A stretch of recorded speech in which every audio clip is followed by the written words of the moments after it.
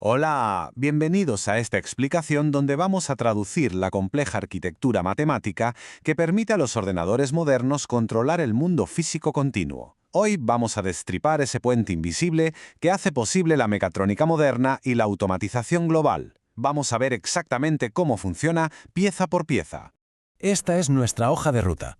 Empezaremos viendo la anatomía del hardware, luego nos sumergiremos en las matemáticas puras con el lenguaje discreto y la transformada Z, pasaremos a las ecuaciones en diferencias, la discretización de sistemas y, por último, pero no menos importante, hablaremos de la dimensión ética de todo esto. Arrancamos con la primera sección, anatomía del control digital. Y para entender esto, tenemos que mirar primero la arquitectura física pura y dura. Vamos a fijarnos en este ciclo de traducción, es fascinante. Todo empieza con los sensores midiendo variables del mundo real. Luego, un conversor analógico digital coge esas muestras y las pasa al PLC o microprocesador. Y aquí viene lo bueno. A diferencia de los circuitos analógicos de toda la vida, este procesador digital está libre de problemas como la deriva térmica. Ejecuta su algoritmo y usando un conversor digital analógico y un retenedor de orden cero devuelve esa señal al mundo físico para que el actuador haga su trabajo.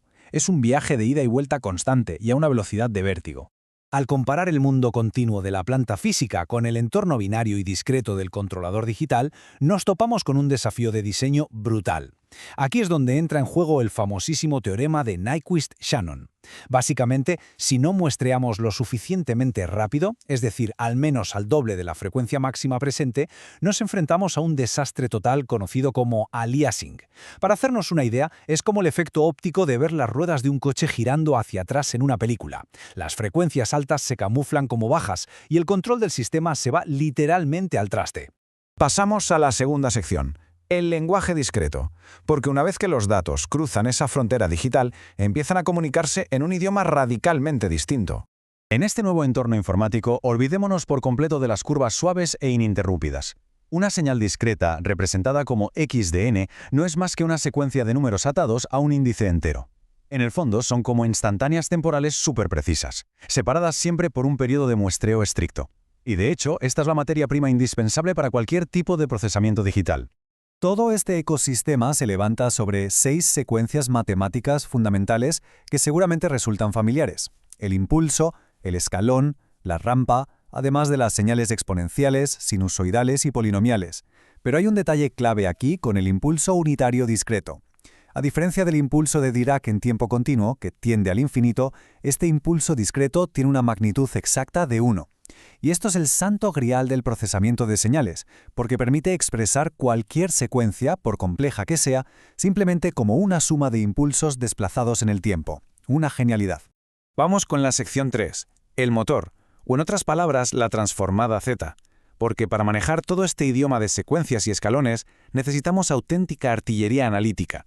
La transformada Z viene a ser el equivalente digital de nuestra vieja amiga, la transformada de Laplace. Matemáticamente estamos hablando de una serie de potencias infinita que mapea el tiempo continuo hacia una variable compleja llamada z. ¿Y por qué es tan revolucionaria? Pues porque coge ecuaciones recursivas súper enrevesadas y las convierte en algo que se puede resolver usando álgebra tradicional de toda la vida. Facilita enormemente la vida a la hora de analizar sistemas discretos. Y esto nos lleva a la regla de oro absoluta de la estabilidad digital. Al aplicar esta transformación, ese eje imaginario infinito de Laplace se envuelve sobre sí mismo y mágicamente forma un círculo unitario perfecto en el plano Z. La regla es tajante. Un sistema discreto solo va a ser estable si todos, absolutamente todos sus polos, caen estrictamente dentro de este círculo de radio 1. Si un solo polo asoma la cabeza fuera de esa frontera, adiós. El sistema explota hacia la inestabilidad matemática y física. Para aplicar esto en el día a día, se utilizan tablas que actúan como un auténtico diccionario de traducción bilingüe. Al convertir expresiones temporales como el impulso, escalón o rampa al dominio Z, se desatan propiedades algebraicas increíbles, como la linealidad o el famosísimo desplazamiento temporal. Por ejemplo, representar que el procesador retroceda un paso en la memoria es tan fácil como multiplicar por z elevado a menos 1. Un atajo espectacular. Llegamos a la sección 4, ecuaciones en diferencias. Toca ver cómo este motor de la transformada Z alimenta directamente el cerebro del controlador digital. Aquí es donde la magia ocurre de verdad. Las ecuaciones en diferencias nos dicen cómo la salida actual de un sistema depende no solo de las entradas de este instante, sino también de las entradas y salidas pasadas que están guardadas en la memoria. Hablamos de la base lógica indispensable sobre la que se programa cualquier filtro digital dinámico o los controladores PID que vemos constantemente en la industria automatizada. Ahora, ¿cómo se resuelven estas ecuaciones? Es un método de 5 pasos súper elegante. Primero, aplicamos la transformada Z usando esa propiedad de desplazamiento temporal de la que hablábamos. Segundo, metemos las condiciones iniciales en la ecuación. Tercero, despejamos nuestra variable principal, que suele ser y de z. Cuarto, expandimos la función usando fracciones parciales. Y quinto, aplicamos la transformada z inversa para regresar al dominio del tiempo. La verdadera potencia de este método es que absorbe las condiciones iniciales de forma automática desde el primer momento, transformando bucles infinitos en álgebra pura. Pasamos a la sección 5, discretización de sistemas. Porque en el mundo real muchas veces partimos de un diseño analógico excelente que tenemos que meter dentro de un ordenador. Para conseguir una discretización matemáticamente exacta y convertir una función de transferencia continua analógica en una digital, cruzamos este puente de 3 pasos. Básicamente se coge la planta física y se divide por la variable continua S. Luego, a ese resultado se le aplica la transformada Z.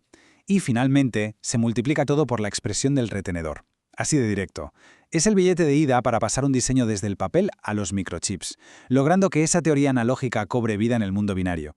Pero ojo, que aquí entra un dilema clásico en ingeniería. No existe el método de discretización perfecto para todo. Por un lado, tenemos el método de retención de orden cero, o ZOH, que es inmejorable para modelar plantas físicas de manera exacta. Pero por otro lado, está el método de Tustin, o bilineal, que es la auténtica tabla de salvación cuando necesitamos garantizar la estabilidad de los controladores pase lo que pase. El peaje que cobra Tustin, que distorsiona la frecuencia, lo que nos obliga a hacer una compensación previa. Al final, es puro arte, saber qué herramienta exacta elegir para el problema que tenemos delante.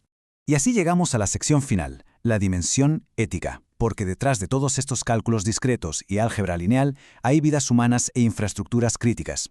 Hay que tener algo clarísimo en la práctica profesional. Un error de cálculo en un tiempo de muestreo o un despiste implementando un controlador no es un simple fallo de software. Un error en un sistema de control digital puede paralizar en seco una planta de producción millonaria o, en el peor de los escenarios, causar accidentes industriales catastróficos. Por eso, ocultar riesgos de estabilidad por presiones comerciales es completamente inaceptable. La honestidad técnica, el rigor extremo y una documentación impecable son reglas fundamentales que jamás se deben romper.